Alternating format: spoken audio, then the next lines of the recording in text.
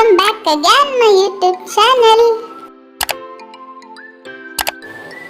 ಇವತ್ತಿನ ಟಾಪಿಕ್ ಏನಂತ ನಿಮಗೆ ತಮ್ಮನೇಲ್ ನೋಡಿದ್ರೆ ಗೊತ್ತಾಗಿರುತ್ತೆ. ಏನಪ್ಪಾ ಅಂದ್ರೆ ಇವತ್ತು ನಾನು ಬಿಗ್ ಬಾಸ್ ಬಗ್ಗೆ ಮಾತಾಡ್ತೀನಿ.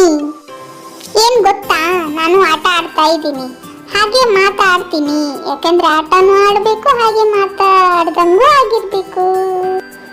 ಇನ್ನೇನು ಇವತ್ತು ಬಿಗ್ ಬಾಸ್ ಸ್ಟಾರ್ಟ್ ಆಗುತ್ತೆ. ಎಲ್ಲರೂ ಕಾಯ್ತಾ ಕುತ್ಕೊಂಡಿದ್ದೀರಂತ ನನಗೂ ಗೊತ್ತು. ಯಾಕಂದ್ರೆ ನಾನು ಸಹ ಕಾಯ್ತಾ ಕುತ್ಕೊಂಡಿದ್ದೀನಿ ಬಿಗ್ ಬಾಸ್ ಯಾವಾಗ ಸ್ಟಾರ್ಟ್ ಆಗುತ್ತೆ ಅಂತ. ಅದರಲ್ಲೂ ನಮ್ಮ ಅಜ್ಜಿ ಇದ್ದಾರೆ ಗೊತ್ತಾ, ನಮ್ಮ ಅಜ್ಜಿಗಂತೂ ಬಿಗ್ ಬಾಸ್ ಅಂದ್ರೆ ಅಯ್ಯೋ ಪ್ರಾಣನೇ ಪ್ರಾಣ. ಬಿಗ್ ಬಾಸ್ ಶುರುವಾಗುತ್ತೆ ಅಂತ ಯಾವಾಗ ವಿಷಯ ಗೊತ್ತಾಯ್ತು ಆವತ್ತಿಂದನೇ ಅಯ್ಯೋ ಬಿಗ್ ಬಾಸ್ ಯಾವಾಗ ಶುರುವಾಗುತ್ತೆ.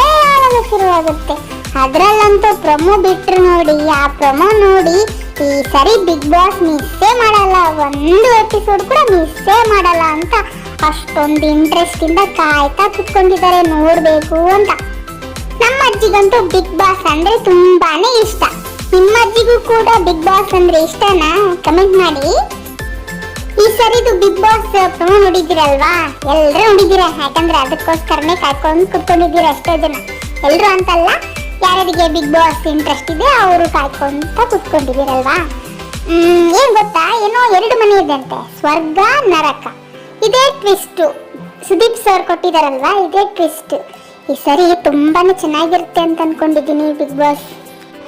ಈ ಸರಿ ಅಂತ ಅಂದ್ರೆ ತಪ್ಪಾಗುತ್ತೆ, ಈ ಸರಿ ಅಂತಲ್ಲ, ಎಲ್ಲ ಬಿಗ್ ಬಾಸ್ ಸೀಸನ್ ಕೂಡ ಚೆನ್ನಾಗಿದ್ವು.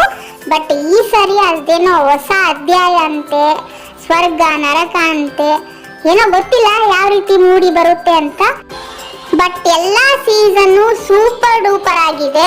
ಈ ಬಿಗ್ ಬಾಸ್ ಸೀಸನ್ 11 ಕೂಡ ಸೂಪರ್ ಹಿಟ್ ಆಗುತ್ತೆ ಅಂತ ಯಾಕೆ ಹಾಗೆ ಆಗುತ್ತೆ. ಸರಿ ಎಲ್ರು ಬೇಗ ಕೆಲಸ ಮುಗಿಸ್ಕೊಂಡು ಟಿವಿ ಮುಂದೆ ಕುತ್ಕೊಂಡ್ಬಿಡಿ, ರಿಮೋಟ್ ಇಟ್ಕೊಂಡು ಬಿಗ್ ಬಾಸ್ ನೋಡ್ಬೇಕಲ್ಲ. ನಮ್ಮ ಅಜ್ಜಿ ಅಂತೂ ಅವಾಗ್ಲೇ ಎಲ್ಲ ಕೆಲಸ ಮುಗಿಸ್ಕೊಂಡು ರಿಮೋಟ್ ಇಟ್ಕೊಂಡು ಟಿವಿ ಮುಂದೆ ಕುತ್ಕೊಂಡ್ಬಿಟ್ಟಿದ್ದಾರೆ. All right, Big Boss season 11 all the best. ಈ ಸರಿ ಬಿಗ್ ಬಾಸ್ ಸೀಸನ್ 11 ತುಂಬಾ ಚೆನ್ನಾಗಿ ಮೂಡಿ ಬರಲಿ ಅಂತ ಆಶಿಸ್ತೀನಿ. ಅಂಡ್ ಸುದೀಪ್ ಸರ್ ತುಂಬಾ ಚೆನ್ನಾಗಿ ನಡೆಸ್ಕೊಡ್ತೀರಾ, ನಿಮಗೂ ಕೂಡ ಧನ್ಯವಾದಗಳು. ಈ ಸರಿ ಕೂಡ ಚೆನ್ನಾಗಿ ನಡೆಸಿಕೊಡಿ ಅಂತ ಹೇಳ್ತಾ ಈ ವಿಡಿಯೋವನ್ನು ಇಲ್ಲಿಗೆ ಮುಗಿಸ್ತಾ ಇದ್ದೀನಿ. Thanks for watching.